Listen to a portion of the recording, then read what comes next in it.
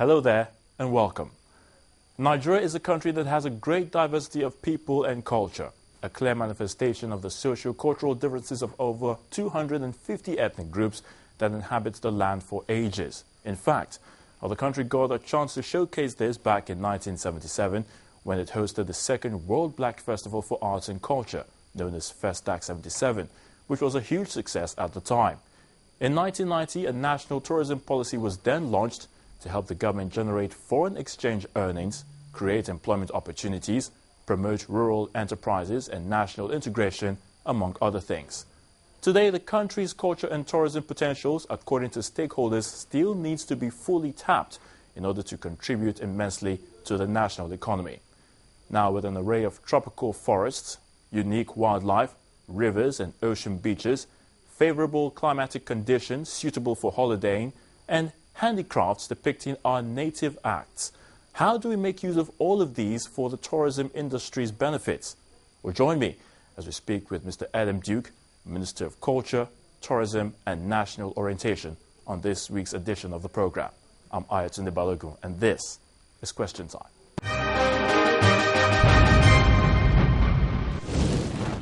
Honorable Minister Edem Duke, you're welcome to Question Time. Thank you. Now, we're looking at Nigerian tourism, culture and national orientation, which you are the minister.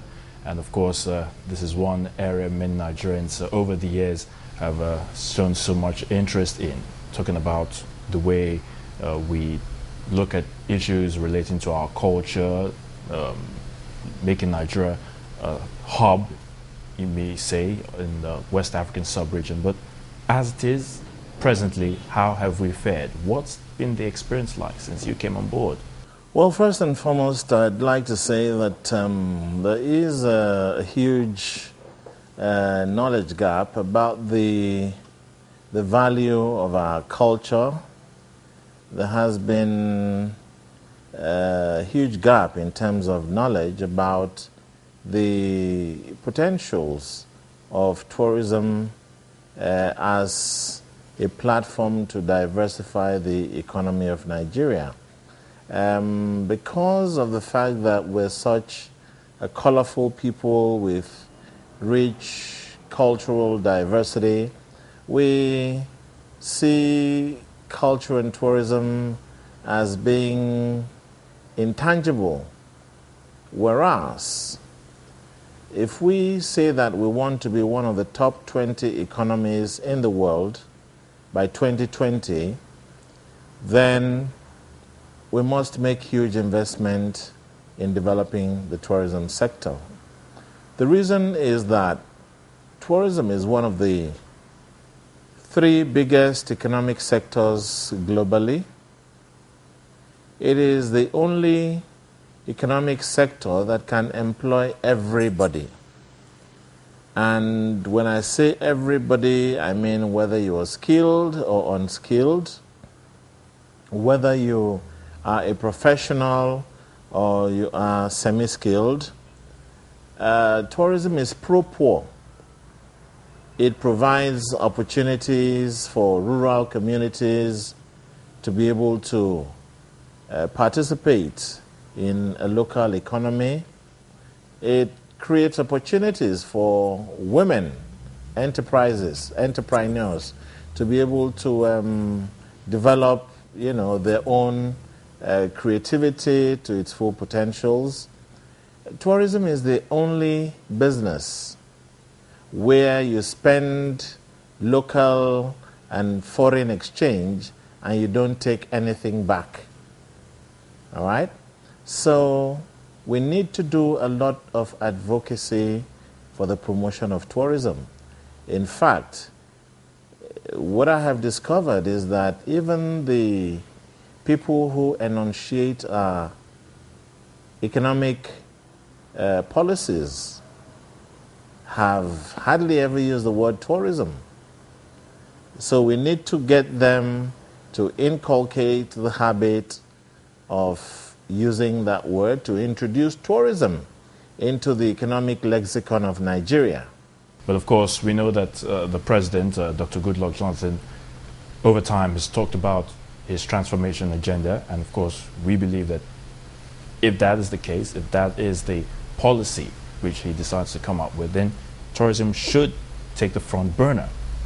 Well, that is why today you see that there is an increase in the information that we are putting out about tourism and about culture, because the president himself has flagged off, that initiative. The coordinating minister of the economy has identified entertainment as one of the critical sectors upon which, this government intends to drive its economic agenda. And for us, yes, tourism, entertainment is big, but then when you consider it in the context of tourism, it's like building a road and concentrating on bridges. All right? There's huge potential in the sector, and we're trying to communicate, the value, the benefits of this sector. And in the current budget year 2012, what we will be doing, we'll be trying to build capacity to reform the sector, especially the public sector, to engage more with the private sector and activate our tourism development master plan in preparation for a more robust year in 2013. And we're beginning to get the support from government, and we're beginning to get the interest of private sector stakeholders. Let's look at the entertainment industry as it is presently. Is the ministry really looking at music, Nigerian music and films? Because if you ask me, some people will argue that Nigerian music only appears or appeals to a certain section of people. Now, how would you react to this? When you look at the fact that about 65, maybe 67% of our population is made up of youths, it is important for entertainment, for music, to address their needs. But beyond that, we must look at the sheer creativity of our youths, of our musicians, and when you also place that side by side with the fact that what we may say is appealing only to a section of our population is redefining music across not just the continent but globally. Nigerian music is getting played in parts of the world that you and I cannot even imagine. And that is the truth. Our movies are being shown in private homes, in communities, in parts of the world that will be mind-boggling if we even begin to imagine where they are. And so you see that the creative industry in Nigeria is beginning to do for our country what Hollywood did for the Americans, immediately after the World War. All right? So there is need for us to engage with the creative sector, with the cultural industries, and ensure that government provides for them the hand-holding, the enablement for them to actualize their full potentials. All right, now I can recall sometime in the 80s, the 1980s, where we had loads of foreigners, influx of foreigners into the country just to see our tourism sites. Now, it would appear back then that everything was going on well, going fine, but presently there seems to be some sort of a downward trend. What do you think is responsible for this? The greatest prospect for our tourism is domestic tourism. The ability of a considerable number of 160 million people to just continue to have reasons to move around the country. And when you add that to the several millions of Nigerians in the diaspora, all right, who we have to encourage to come back home ever so often. Now, these provide the critical mass for our own tourism. We also must instill a sense of belief in our people, especially people who live around potential tourism sites. And why do you say this? Why I say this is because we are endowed by nature with great waterfalls, great mountains, rivers, and landforms, great ecosystem. But a lot of us, especially in rural communities, do not actually value these because they are in and around us. So, if a man wakes up and goes to ease himself at the foot of the Ulumo Rock, how will you convince him that a tourist whose passion is in climbing mountains and he has for 365 days a diary of mountains and hills in different parts of the world that he must climb? That's just his passion. How would you convince that kind of man that he is desecrating a tourist site? So how will you reacculturize the minds of people in our rural areas who live around the virgin forests, that in actual fact there are people who travel around the world just studying and documenting butterflies? All right? So we need to work on the psyche of our people for them to understand that these may be intangible to us who live amongst some of these nature assets, but that in actual fact they are endowments by nature that recommend themselves to people who would like to visit. Now, we are a country of 774 local governments with easily 774 festivals. How can we get our people to try and travel as much as possible around Nigeria just to see the festivals in other places? And I'm using the figure 774 local government areas.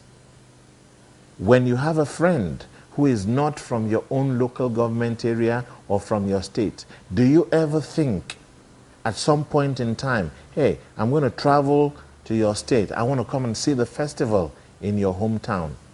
We need to encourage some of this. People need to take vacations from work. There are people who work in civil service all over the country who dread the idea of leaving their desk for 1 month.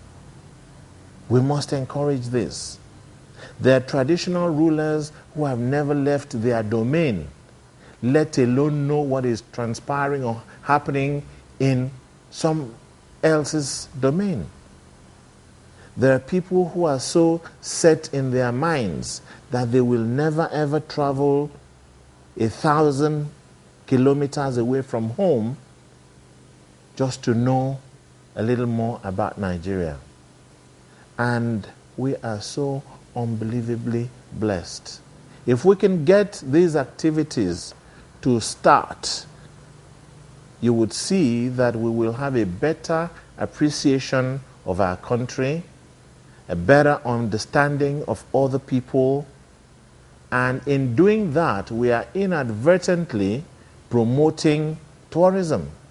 Because when you start a journey and you make a decision not to spend the night at your home, but you're spending more than one night outside of your home, you have created an economic activity which benefits the transporter who takes you, the taxi where you arrive at, the restaurant where you eat, the hotel or guest houses where you sleep, the market where you shop, the arts dealer that you take a souvenir from, an Ankara or a tie and dye seller that you decide to patronize, and you have created a small economic activity, just you alone. And when you multiply this by 160 million people, you are talking about a massive contribution by each and every Nigerian to the nation's GDP. Now let's look at the issue of technology. Of course, we know that it plays a pivotal role in trying to make sure things move, particularly for the tourism sector. I'm narrowing it down to Nigeria, of course. However, don't you think that it's moving in some sort of an opposite direction? I mean, the use of the internet, the social media, and all whatnot. Are we really benefiting from this? It's not working in an opposite direction. We need to take advantage of this new media. We need to take advantage of technology to promote destinations. Now, it is important, especially for our young Nigerians, to go on the internet and be able to see images of other parts of Nigeria. And you would be awed by the fact that you are living in an island all by yourself. All right? So technology is critical. It is critical for us to promote the cultural activities. It is critical for us to promote the destinations. It is critical for us to use technology to develop the data of who is going where and what is being spent and what kind of information we can generate, which aggregated can give us an insight into the contribution of culture and tourism into the national economy. A couple of days ago, you made mention of carnivals, or Nigeria having loads of carnivals because it's a multi-billion-dollar business. Now, I know you believe in carnivals, like prominent in the ones that we have in likes of Calabar, Abuja, even in Lagos. Now, is that really the way to go? We must make a deliberate effort to take full advantage of it. We as a ministry are calling for a convention of festival and carnival organizers all over Nigeria. If you have a responsibility for organizing any festival, be it in your local government area or in your state, or on a national platform, or as a specialized one, or carnivals, we want to have a conference where we can talk about the potentials of culture as enterprise. Now, what we're driving at is that festivals and carnivals often have been looked at with criticism by people who think that it is just revelry and it is a nuisance. But in other parts of the world, kind of fetish, dimensions. But in other parts of the world, the energies of participants in these festivals and carnivals are converted to micro enterprises. From the conceptualization to the orchestration, to the management, to the choreography, to the design of the outfits, the technical designing of the floats, all right? All of these are activities that put a little bit of bread and butter on each and everyone's table. Now, we must begin to look at carnivals also differently, because they provide a platform where youths from all over the country get involved and strengthen the unity of our nation. When you have festivals or carnivals, You have all the traditional rulers are involved, the elders in the community, the youths in the community, the women are there, and that is one time when you see that there is no tension in such a community, or if it's a national carnival. You see the spontaneous joy in the faces of all the participants. At that point in time, nobody wants to know whether you're a Christian or you're a Muslim. Nobody wants to know whether you are a doctor or you are a mechanic. We are all bonded together by the rhythms, by the dexterity of the dancing, and the sheer energy that we all exude, which aggregate into the DNA of all of us as Nigerians.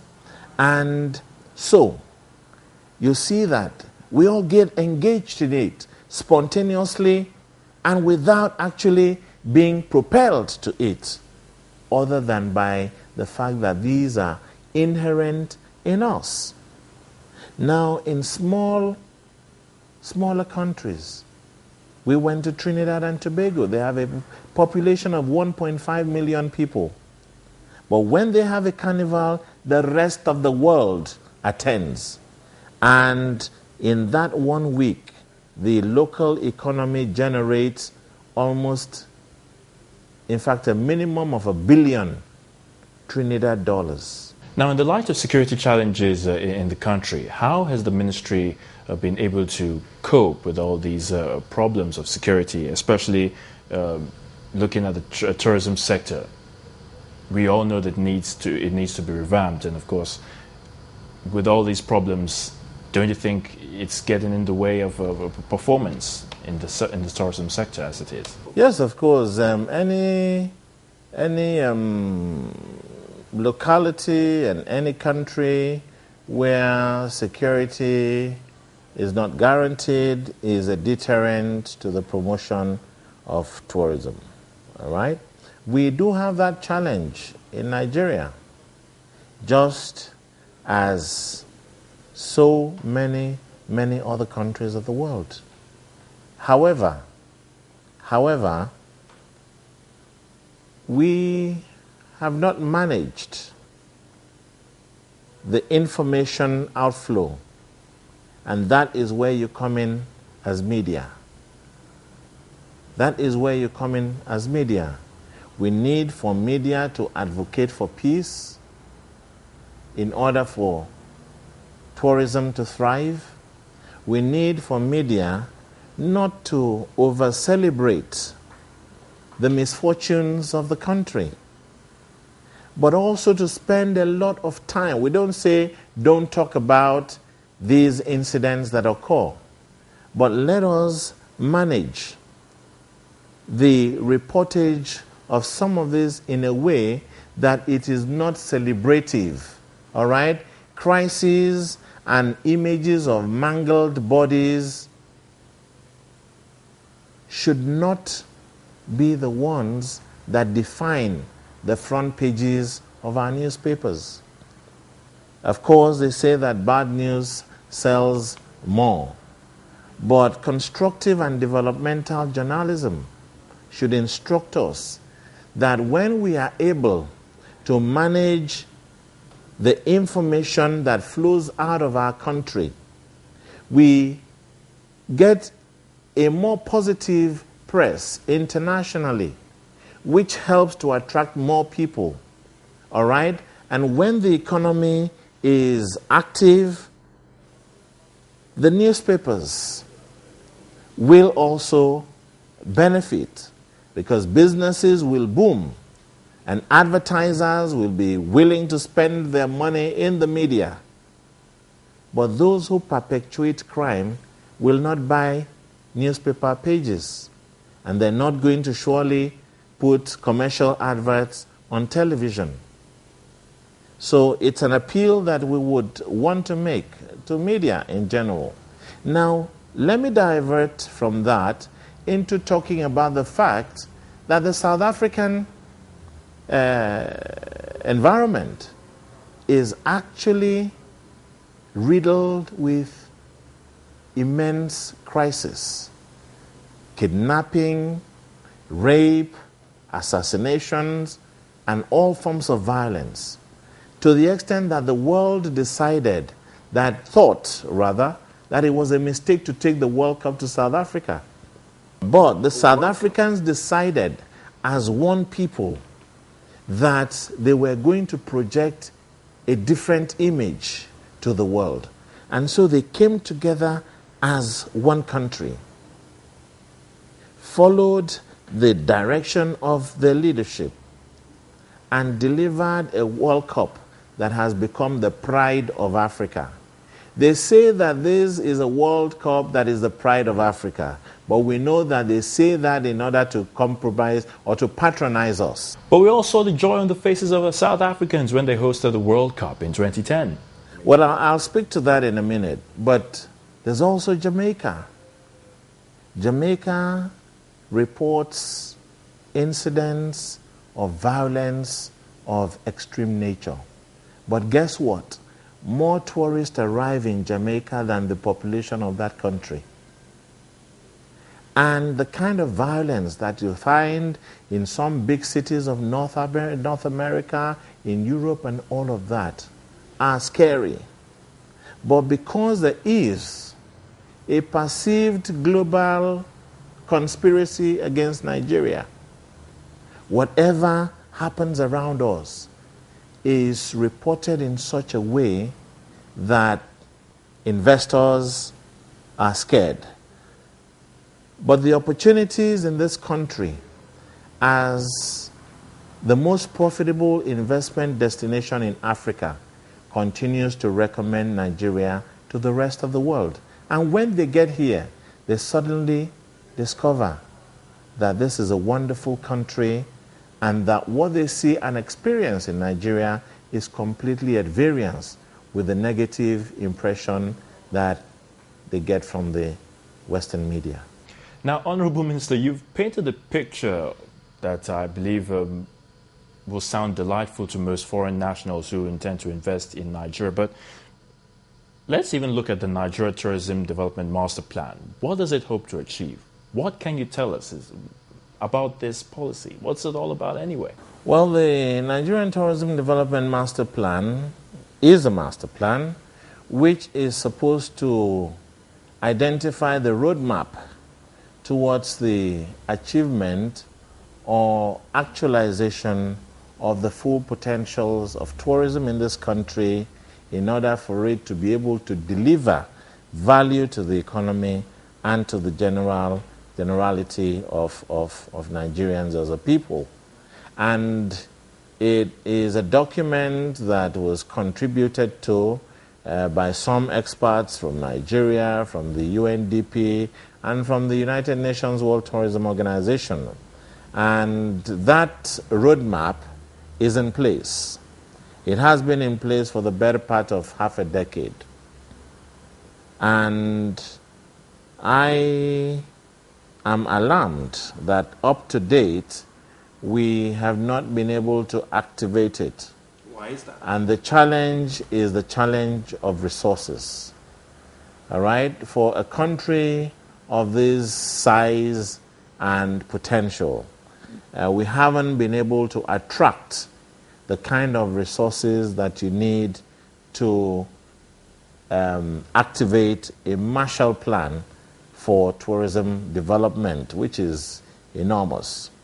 And so we're hoping that we'll be able to find synergy with development partners, with donor agencies, and with foundations across the country and beyond that will be able to support us with the resources for us to turn the master plan into an action plan.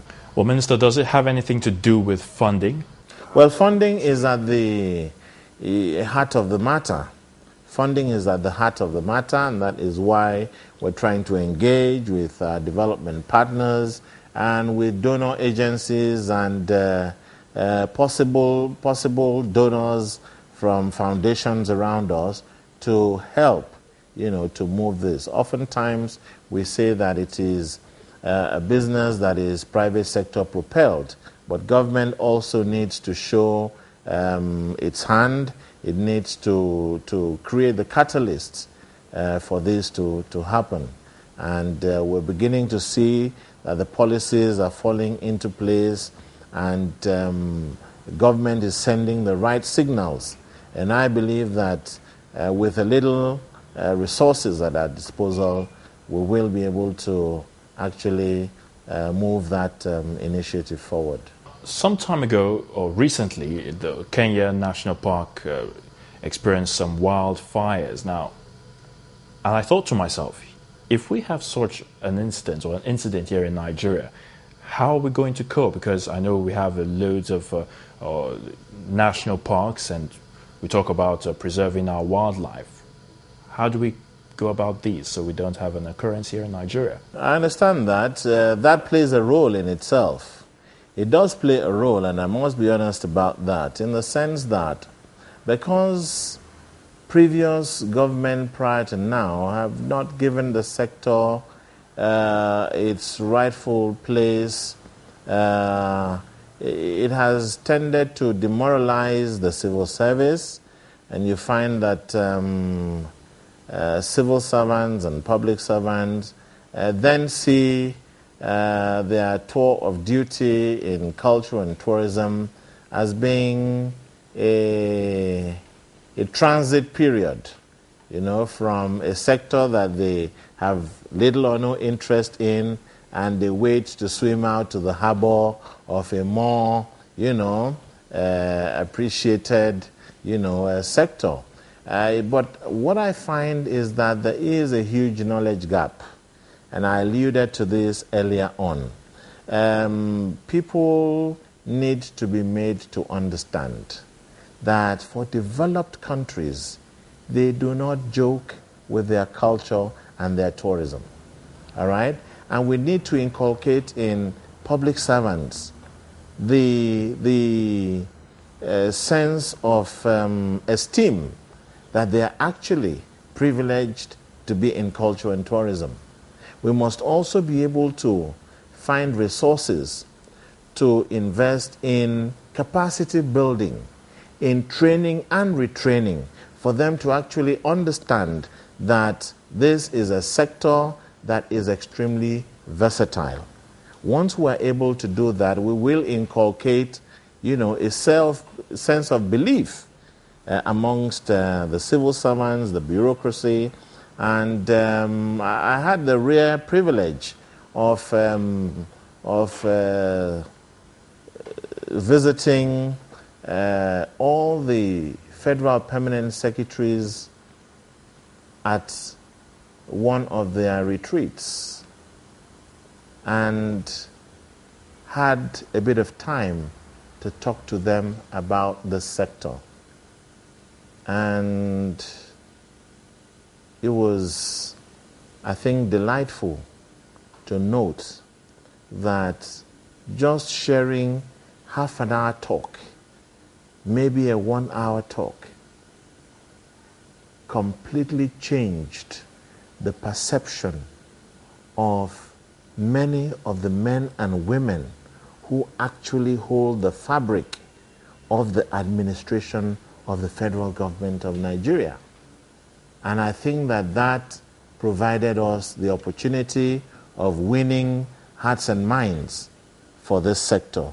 And so I think that the future will be very bright.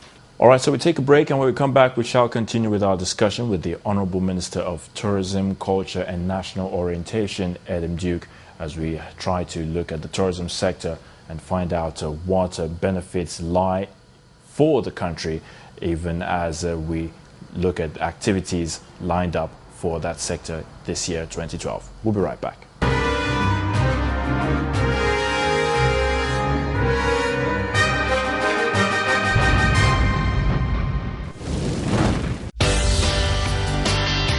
Art is a story. On Art House, we start from the beginning. The mixture of colors and the brushstrokes. The chiseled wonders that link art and science. The steps in each performance.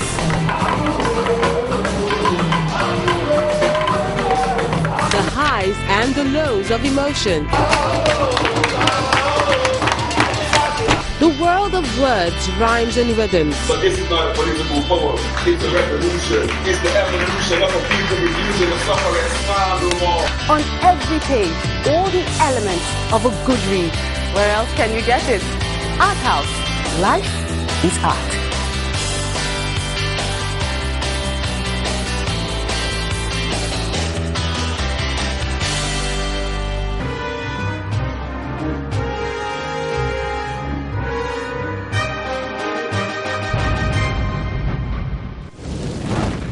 Welcome back. It's still question time on Channels Television, and our guest, Honorable Minister Edem Duke, Tourism, Culture and National Orientation, is still with us and is speaking on the tourism sector as it is.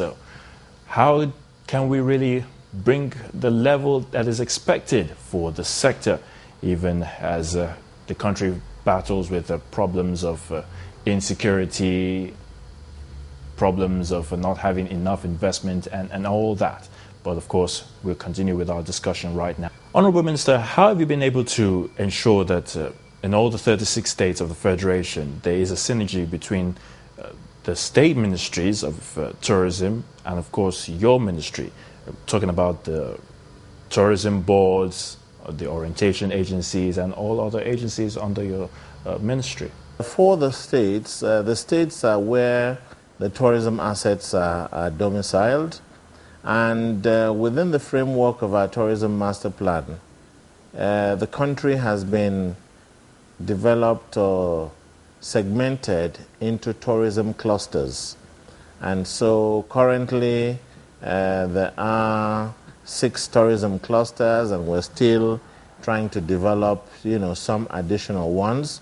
And so it is important for us to work around the clusters, and these clusters are in different states. So you might have 4 or 5 states, around one cluster, and this is spread all over the country. All right, there is need for us to develop the capacity to be able to engage with them, do some training with them, be able to help them to promote and to market the tourism assets in those clusters. We've gone to the extent of building cultural industries so far in about 12 states of the Federation, so that it can tie up with these clusters. And there's still a lot of work that needs to be done, but I believe that we would not be constrained by the resources alone, but we'll try to also engage with the state governments for them to see that indeed they have other options of being able to generate internal revenue. It is quite interesting because when you look at the coastline states, particularly in Lagos, where we have so much potential there for tourism to thrive, but again, personally, I don't think we're really making much headway in that area. For Lagos State, what do you think can be done to address this issue? Well, it's going to get better. It's going to get better in terms of the coastlines. Nigeria has, I think, the 3rd longest coastline in Africa. And the new investors who are coming, especially in the Lagos, Marina and Lekki axis, and information at our disposal is that in the next couple of years, we will be seeing unbelievable development on the coastal line, especially around Lagos, and it's going to be a huge urban renewal program there. And I think it's something that recommends itself, to other states of the Federation that, are on the coast. So in other words, we should be looking at a place called Miami, Florida, having a mini Miami, Florida here in Nigeria as well for Lagos. Well, I think the information that we have, from what we have seen, we will not be too far away from it. I have seen some unbelievable designs of things that are likely to be coming up in Lagos in the next couple of years. And I think there are things that the government and the people of Lagos need to be proud of. Let's even look at the hospitality business. Of course, I know you've been in this for some time now. Now, most people argue that government seems to be putting square pegs in round hole, but on a wider perspective, now, as we round up, what do you intend to bring to the table, especially for this year, looking at hospitality and, of course, perhaps entertainment as well? In terms of hospitality, we're trying to attract some new investments into hospitality in Nigeria, and some new investors are determined to put up 5-star facilities. And 5-star facilities do not also mean that decent 3-star facilities are not encouraged. And so the skylines in the big cities are going to change because of new investments in hospitality.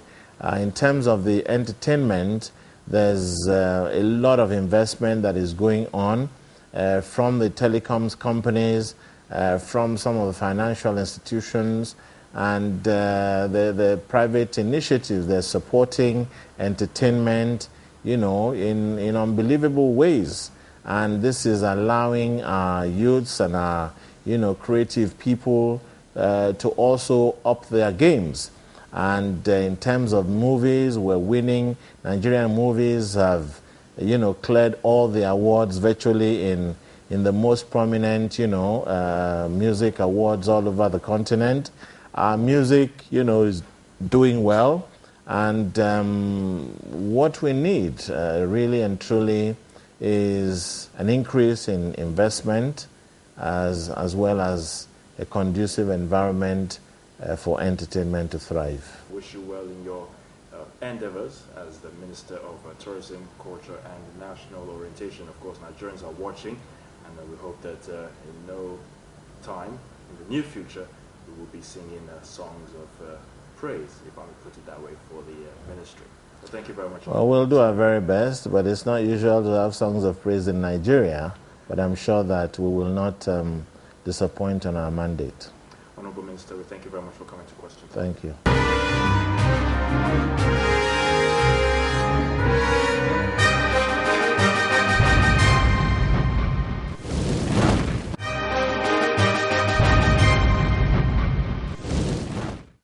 So there you have it, a huge task for the minister to change the fortunes of the tourism sector, which he leads, but he believes that developmental strides have been made and that good things will follow, as long as both the government and indeed stakeholders come together and work towards making Nigeria a preferred destination for tourists, no matter where they come from. Now, our guest also believes that the agencies and departments of the ministry should be clearly funded to enable them carry out their programs in line with the national tourism policy. And most importantly, Nigerians must be encouraged to support the tourism sector by visiting these numerous tourist sites abound in the country. Well, we do certainly agree with all of these, but the challenge of poor security, electricity, roads, water quality and more are still being experienced in the industry. And we hope that these problems or challenges will be addressed to make it even better. Well, that's it for the week. Remember to send us your questions, comments and suggestions to questiontime@channelstv.com, or you can watch us online also at channelstv.com. We do hope you've enjoyed every minute of it. I'm Ayatunde Balogun. Until next week, it's bye for now.